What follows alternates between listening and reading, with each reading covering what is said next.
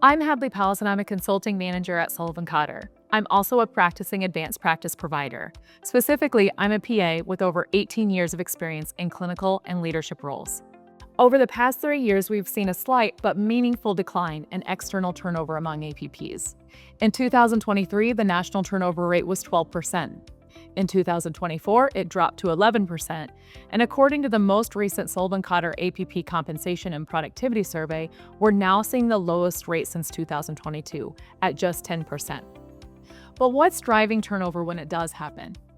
Using over 5 years of data from our APP Preferences Survey, we've identified the top reasons APPs consider leaving their organizations. Surprisingly, compensation is not the leading factor. The number one reason APPs report is minimal or no utilization in their role.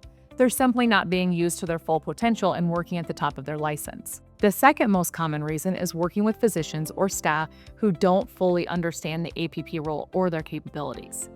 Third is an ineffective orientation program, and fourth is the perception of lower compensation compared to peers at other organizations. So why should you care about APP turnover?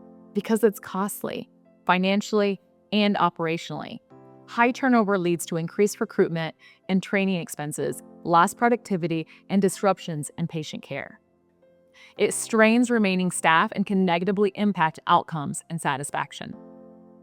When APPs leave, organizations often face coverage gaps and a loss of valuable institutional knowledge. Addressing turnover is not just a staffing issue, it's a strategic imperative for sustainable, high-quality care delivery. Low turnover, on the other hand, is the ideal. It promotes stability, continuity, and efficiency across care teams. At SullivanCotter, we help organizations achieve this by evaluating care team models and identifying opportunities for improvement. When we work with clients in care team optimization, we spend valuable time together, collaborating on a few essential steps.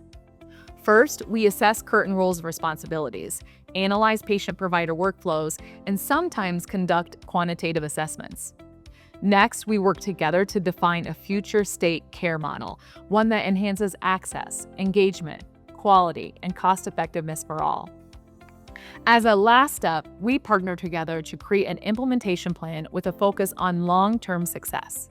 If you're interested in learning more or have questions about APP turnover and care team optimization, feel free to reach out. We're always happy to share insights and continue the conversation.